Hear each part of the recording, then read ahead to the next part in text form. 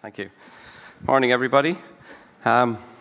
Just as Pam, I'm still the former Lord Mayor of Dublin. A little bit about Dublin. Dublin's a Viking settlement. Who's been to Dublin? Anybody been to Dublin? Yeah, a few have been there. Dublin's a Viking settlement. Tell you a little bit about it first. Dates back to 988, so we had a millennium celebration in 1988. So we had the Vikings, then we had some more Vikings shortly afterwards, and we had a big scrap with the Vikings in 1014, mostly Norwegians, and we kicked their arses. Any Norwegians here? No? So the Danes will claim they had nothing to do with it, but we're not sure. Then the Normans came. Now, by the way, these were all uninvited guests. Like, we didn't write to them or send them emails and ask them to come, but they came anyway.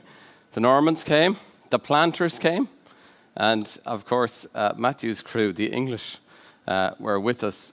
We entertained the English until they departed in 1922. And Matthew, you have a free shirt for everybody in the audience today, don't you?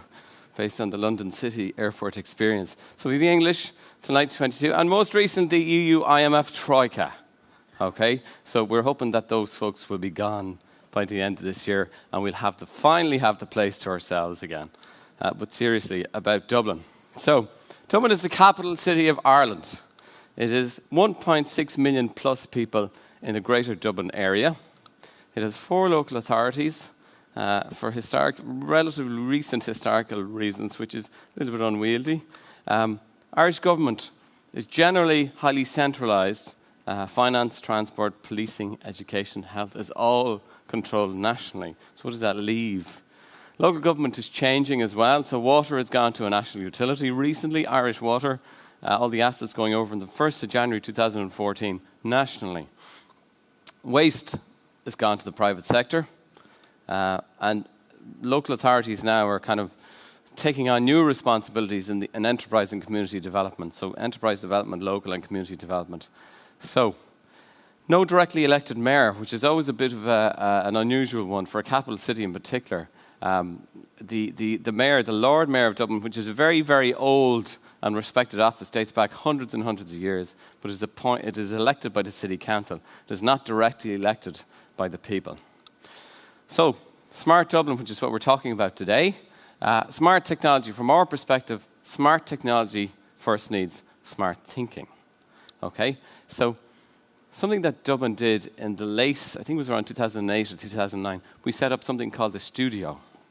Now, the Studio is an internal unit within Dublin City Council, but really it's a design-led initiative, and it's about design thinking. So trying to bring design thinking into a local authority. Now, local authorities by their nature, I mean, they're roughly 6,000 people employed by Dublin City Council.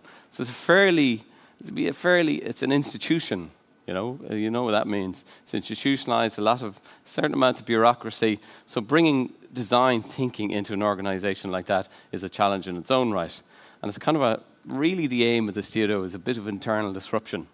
So try and disrupt the traditional institutionalized thinking and bring some new stuff in. So the Studio collaborates, innovates, co-creates and engage. So there's a lot of street engagement with the citizens of Dublin. So I'm going to show an example of something that, the sort of thinking that would have come out of the Studio. The Grafton Street Improvement Project Grafton Street is a big shopping thoroughfare south of the river in Dublin. It's very important. It's an attractive street. It's an intimate street, but a lot of Dubliners have a strong connection to Grafton Street. So there's a program to renew Grafton Street. It's happening as we speak. But the City Council decided to commission a video to promote the renewal of Grafton Street. And Alex is around the back here, and Alex is just going to run a few minutes of that clip because I want to show it to you. Okay, Alex, you're on.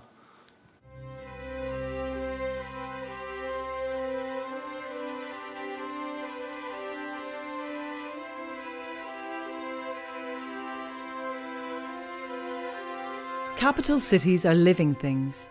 They are ever-changing and ever-evolving. Right at the heart of Ireland's capital, there's a street that's a focus for the city's energy. A place that embodies the atmosphere, the character and the sense of fun that makes Dublin so special for visitors and Dubliners alike. Grafton Street has grown to become more than just a street. It's a meeting place, a fashion parade, a playground. I love the buskers and coming in here and the music and stuff. I think that's my favourite. Feels real Irish or something. Yeah. There's a good vibe going on here, you know. Good vibe. It's just the street that has everything in it. Meet up with friends. Yeah, go shopping or go sit up in Stephen's Green. Yeah, just the use.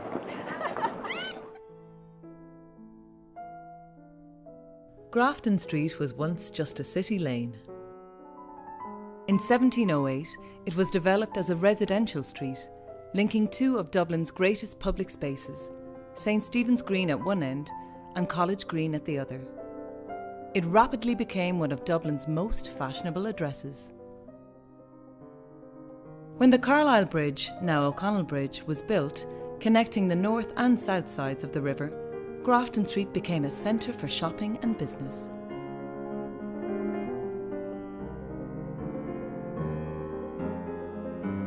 Taking the cars and buses off the street was the moment that the modern Grafton Street was born.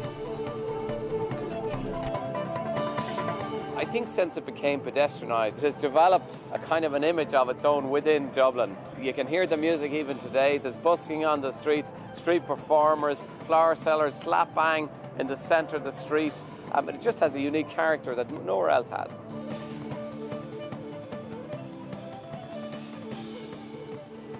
The existing streetscape of red brick was laid in the late 1980s. Now it's time for a makeover. Dublin City Council has begun an improvement scheme on Grafton Street to update the street's paving and street furniture. You can see that the existing materials are worn out, the red brick is a bit dated. So what we've tried to find is a good palette of traditional Dublin materials. The new paving slabs will primarily be granite, a high-quality natural stone, much of it quarried from the mountains less than an hour south of Grafton Street. We want to keep it relatively simple, not too busy, because there's a lot of vitality in the individual character of the buildings. Replacing the street surface will take around 18 months, but to minimise disruption, the project will take place in 5 distinct phases, starting at the St Stephen's Green end, then switching to the Nassau Street end before working up the street to completion.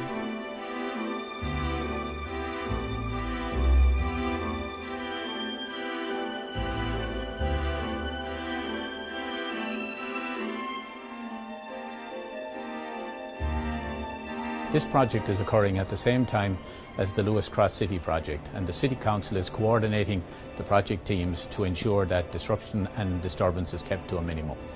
The City Council has developed a public realm strategy, and the Grafton Street project is the first phase of that strategy being implemented, and there are many phases to follow. The businesses on the street really welcome this improvement scheme. Over the last while the street hasn't looked as good as it could, and now with the improvement works it will. So basically the environment will match the quality of the offering on the street, and that's something that's obviously very welcome by everybody. All the shops are going to remain open during that period. Access to all the shops will be maintained. It's going to be a really welcoming environment.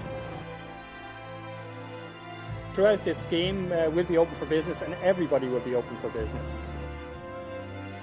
I think it's the kind of scheme that Grafton Street deserves, and I can't wait for the project to start. Work will stop for the busy Christmas season and the January sales. The new look Grafton Street will be ready in time for Christmas 2014. When we have it done, it's going to be fabulous. If Grafton Street does well and is looking well and is a good place to visit, the city will do well. The Grafton Street Improvement Scheme. Changing, improving, open for business.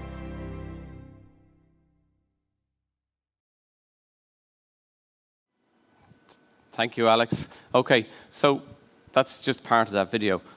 The reason we wanted to show you that was because many of you are private sector folk and you understand the importance of video, but trying to get a local authority to buy into the importance of video communication is a big challenge. And that's a perfect example of it, of what you saw there. But there was a few things. If you look at the message, the one was that the stone is going to be quarried an hour from the street itself. It was a very strong sustainability message. But the other thing that was behind that video was that we have a national broadcaster. Okay, so they run a 6 o'clock and a 9 o'clock news, and a huge amount of people tune into it. And we managed to land that video into a substantial part of that video was played at the 6 o'clock and the 9 o'clock news slots that day, or maybe the 6 o'clock, one of those, or if not both of them. So, that we managed to bring with a little bit of video, we managed to bring a very strong message to all of Ireland and all of Dublin around Grafton Street and the improvement work. So that's just an example of some of the stuff that has come out of the studio, or the sort of thinking that has come. And that may be no rocket science to you guys, but it's to get a local authority thinking like that is very important. The other thing I want to talk to you about was the digital master plan. So Dublin does have a reputation as a great city for technology. We have a lot of the big companies, Facebook, LinkedIn, a lot of the US multinats in the tech area working there. But in one sense, we probably have sat back on our laurels a bit for the last 10 years, and we've kind of traded on that reputation rather than do things about it and try and improve it. Okay? So we developed a master plan.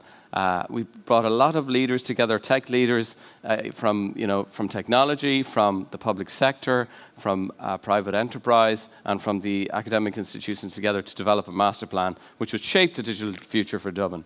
That's the group that we pulled together outside the Mansion House, all the partners. I'm not going to go into who they were, all the partners down there. And then it was built on a lot of initiatives that are happening around Dublin at the moment in the whole area of smart technology and other initiatives. So we're doing projects with IBM. There's a City Watch project with Intel, which is a very good project around censoring. It's been mentioned here. There's an energy project happening with Glen Dimplex to do with very efficient energy heating of local authority housing. Very exciting project, and connections with Trinity College, which is a very established university in Dublin, and other universities. But what we did was we put a master plan together and we launched it. And Alex, there's a little clip that will tell you a bit about the master plan. It's a minute and a half, and Alex is just going to play that clip now as well. Thanks, Alex.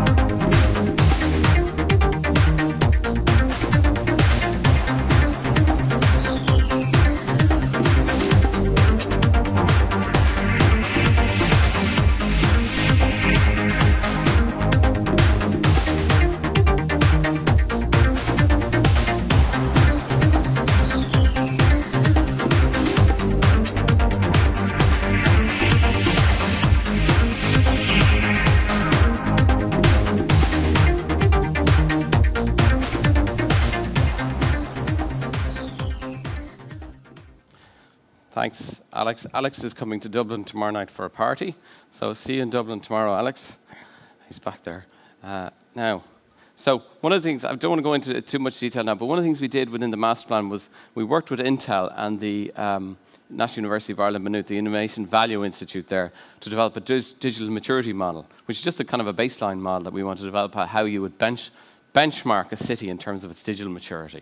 And we ran the model over ourselves, and I think it's got a scale of 1 to 5. I think we were about just over 2. So we have a bit of work to do to get up to 5 or to move forward. But we have a model now that we can develop in terms of benchmarking our own digital competence. It's all built up around various components. I'm not going to talk through that now. 5 priority actions came out of that. Big ticket actions came out of that plan. All right, I just want to run through them with you quickly, because the last one, I think, is the one that's of most interest to this audience. The first is a digital accelerator district. So what Dublin was missing is really a big wow factor around digital acceleration. So where is the wow that says, oh my God, it's look at that for an incubator, look at that for an incubation competence. We don't have that for an acceleration competence around digital. A lot of small groups incubated doing great work as individual units, but no wow factor. So that's something we needed to address. The second is maximising local supply chains to the multinational corporations. Yeah, I mentioned previously we have Intel, we have Facebook, we have a great footprint of the multinationals in the Dublin region, and they're actually quite concentrated in Dublin, in the centre of Dublin. But the integration between local suppliers, local companies, particularly around the higher end, the IP, the digital activity, is very limited. So we want to crack that. We want to get much more engagement and activity going. You know, it's fine to be contracting in your window cleaning and all that sort of stuff, but we want the higher end activity brought in locally as well. Okay. The third item is the Dublin storefront. I'm looking around because it's just a little bit hard to see. The Dublin storefront. Again, we have we're not great in terms of Dublin businesses being online. You'll be surprised, it's not as high as we'd like it to be. So there's an idea around developing a Dublin storefront, which will make it easier for businesses in Dublin to get online. The last option is item 4 there is to expand and develop big data through Dublin. So we have a kind of an embryonic open data platform called Dublin, but we really want to grow that a lot, particularly with the other 3 local authorities and develop across the 4 local authorities. And the last item there is the one I think you guys are going to be interested in, and I think that's why I'm here, fibre to every home. So we set a target of fibre to every home in the Dublin region only by 2016. Okay, and it's 100 meg symmetrical, and we'll talk about that in a minute. But 2016 is the 100-year anniversary of 1916, which is a big rebellion in Ireland. It goes back to Matt's gang. So we're saying on the anniversary of that, we're looking to have fibre into every home. So fibre to every home by 2016. Why fibre? That's the first question. We're not experts in this, but based on, we talked to a number of different groups. I mean, fibre, just based on the video traffic, the growth in video in particular, I mean, the view we were getting was that, look, you're going to have to do fibre. I know there are people here that are going to be promoting solutions in terms of, prolonging the life of your copper pair and all the copper networks that all the telcos have. But we really think fibre, based on video traffic, is exploding. I mean, if Dublin City Council is doing video now as a local authority, the amount of video is exploding. So we think it has to be fibre, just capacity carrying. Why no fibre already? I mean, that was one of the things if you think about it, many cities, many cities around Europe, they are developing fibre networks, rolling out fibre, and I'm talking residential fibre. We have commercial fibre, so plenty of all businesses have fibre connections, but residential, it hasn't really happened. And I mean, there's a few different reasons. We've had a downturn in Ireland. We've been hit hard with the downturn. The capital investment probably hasn't gone into it yet. It is. I'm sure it's tricky, and I want to talk to people maybe afterwards about some of this. They're probably experts in this area. It would be useful to hear from them.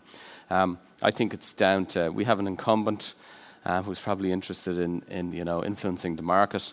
If we say 2016, how do we go about that? We're a local authority.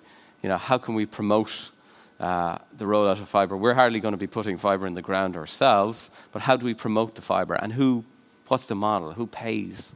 All that detail. Who should lead? Who should take the charge? We have a department nationally, and we've already said that government is highly centralised in Ireland. So we have a Department of Telecommunications, Marine and Natural Resources. Should they lead? A lot of the work that's happened in Ireland so far has not been in Dublin, it has been around the regions rather than in Dublin itself. What is the role for local authorities? Do the local authorities have a role here?